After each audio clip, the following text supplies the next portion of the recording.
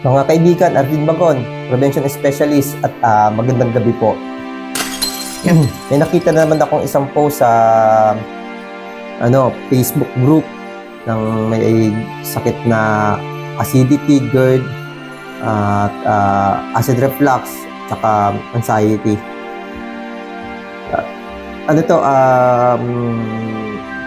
Tunay na talagang nangyayari ito at baka isa rito sa ganitong may kondisyon. Kasi isa sa mga naranasan kong mahirap dati. Kaya napili ko na pag-usapan natin dito sa aking YouTube channel.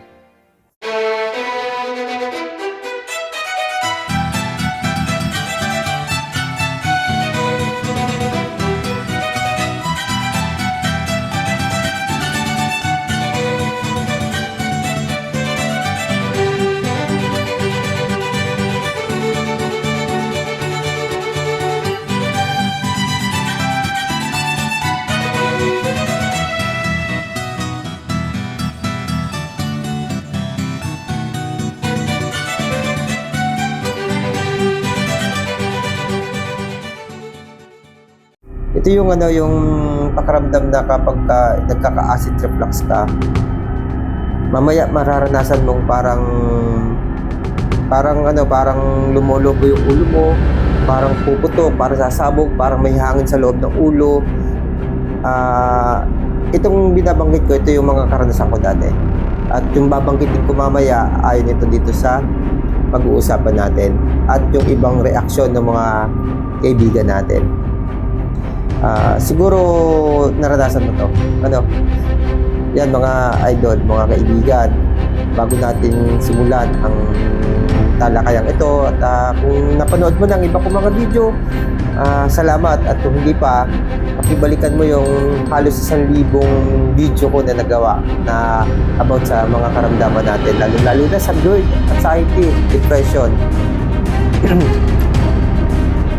Paki-like na rin po, paki-share, paki-follow, paki-subscribe, at mas maganda po kung may katanungan kayo at kung pwede kong gawan ng video, paki-comment na rin po. Ayon doon kay Ma'am Shara GS,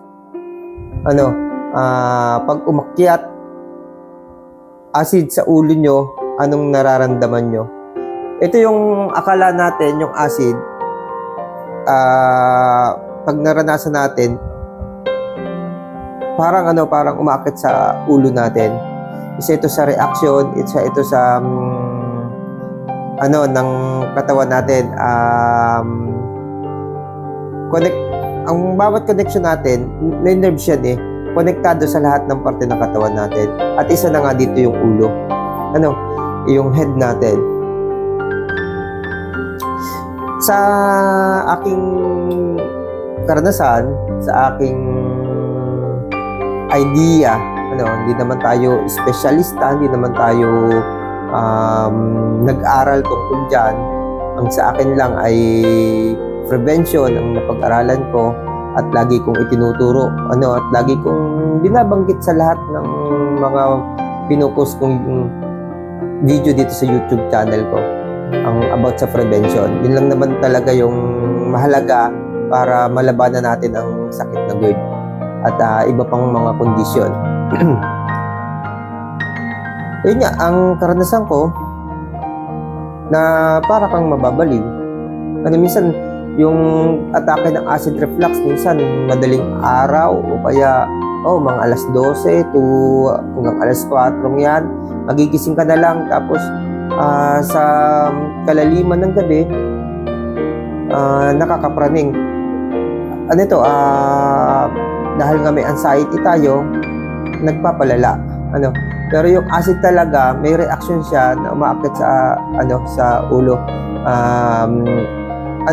Masakit talaga sa ulo. Masakit sa ulo na parang sa sakit ng ulo mo, parang may hangin sa loob, parang luluwa yung mata mo, parang lumolobo yung mukha mo, yung pisngi mo, yung mukha mo, yung noo mo, yung iba kasi sa high blood Kasi nagre-research ako ng high blood, tsaka yung mga kapamilya ko may high blood, tinatanong ko kung anong nararamdaman. Iba siya sa may high blood. Kasi buo. Kasi ang high blood, kung hindi noo, batok. Sa may GERD, yung condition na may GERD, buo. Lahat. Ulo, noo, pisngi, dito sa may tainga, ito, tsaka sa likod, batok, tsaka sa likod ng ulo. Yan yung condition na parang nagkakaroon ng hangin na parang sasabog siya. Yun yung condition. Sabi sa mga comment, pinagkakaguluhan doon sa comment. Hindi man ako nakikigulo na sa ganitong sabi ko nga, meron kasi mga ewan ko kung may sakit din yung iba kasi may nagmamagaling na may nambabas pa rin sa kahit sa mga Facebook. Kaya ako nakikigulo doon kasi pagka nagsalita ka minsan, may babarahin yung sinasabi mo na feeling mas magaling siya. Kaya ako quiet na lang ako. Ginagawa ko na lang ngayon dahil channel ko ito, dito ko pinupost, dito ko pinag-uusapan.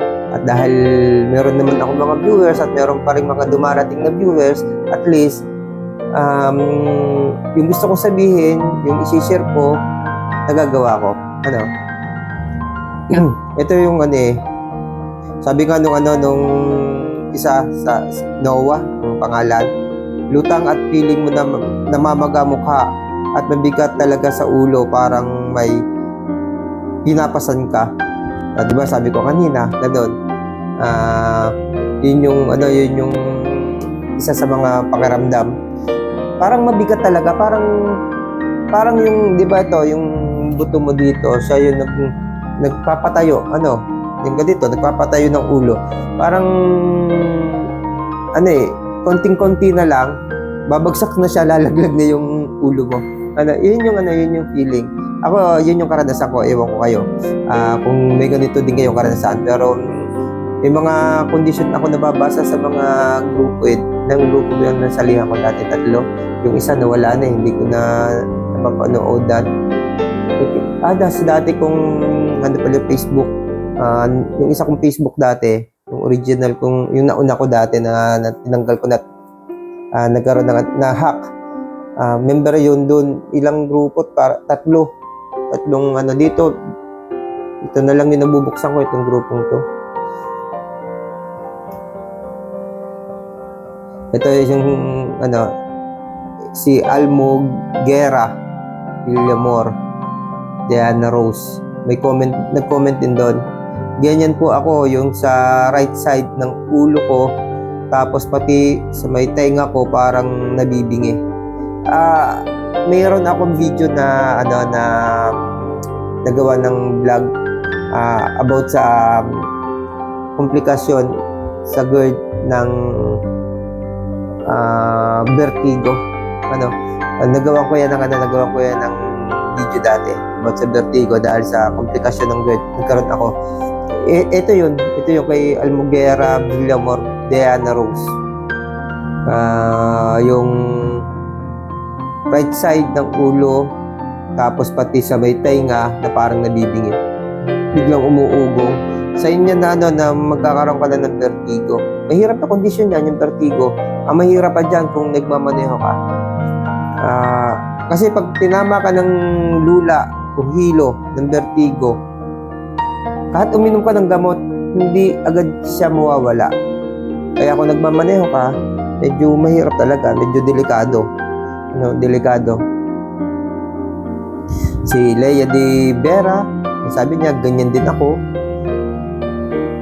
Si Grace, totoo to, ganito talaga. Si Arcangel, A-R, tapos dash, C-A-N, dash, G-E-L.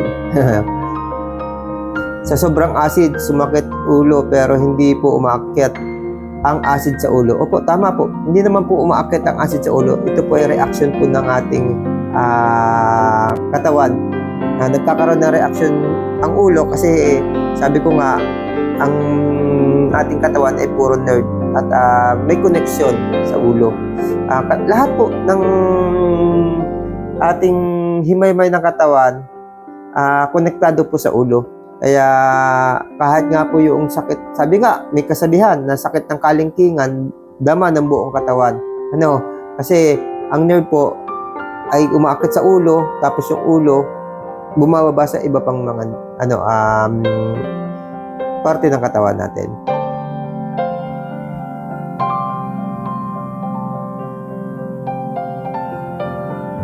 Ito, meron ditong si Michael. Huwag ko nang sabihin ang apelido. Huwag nyo nang pagtatalunan yan. Basta may anxiety, acid, andyan yung parang sakit sa puso, manhid, likod ng ulo, ngalay, ang panga, nahihirapang huminga, tataas ang BP, dighay, utot, ang dami, paninyong parang lahat ng sakit nasa inyo na. Ang pinaka-worst is parati mong naiisip na mamamatay ka na. Ayan. Yan yung tama naman. Yan yung sinabi ni Michael Aratok. Para ka talaga mamamatay. Lahat ng mga nagkaroon ng sakit na GERD, yan yung naranasan, yan yung nararamdaman. Yan, tama yung sabi niya na yung iba tumataas yung BP dahil napipressure, nai-stress yung katawan. Kung lagi ka naman tumataas ang BP, sigurado mag-high blood ka. Stress kasi yung katawan, dighay ng dighay, utot ng utot. Parang tsaka ang bilis ng dapuan ng mga sakit. Ito yung sinasabi ko dati sa inyo pagka tinamaan ka ng GERD at hindi mo na nakontrol, pahina na pahina yung resistensya mo. Kasi yung acid, hinaharang na niyan yung mga nutrient na galing sa pagkain na papasok sa katawan mo, na ilalabas na niyan. Yun din yung dahilan kung bakit nagkakaroon tayo ng acid, ng uric acid. Kasi sa halip na pumasok sa katawan mo yung nutrient, isasalain niya, itataboy ni acid. Hindi pa papasukin ni acid, ang mangyayari pupunta sa kidney. Kaya nagkakaroon din ng problema sa kidney. Kasi naandun na lahat yung mga nutrient na hindi makapasok, nag-overload na doon kay kidney. Yun yung nagiging problema. Si Kenshin, same po. Halos, actually ito marami ito nag-comment. Pare-paras lang yun ding kondisyon na nararanasan. Kaya ako, napag-isipan ko na i-share ko na rin ito. Ito, pagka meron kang,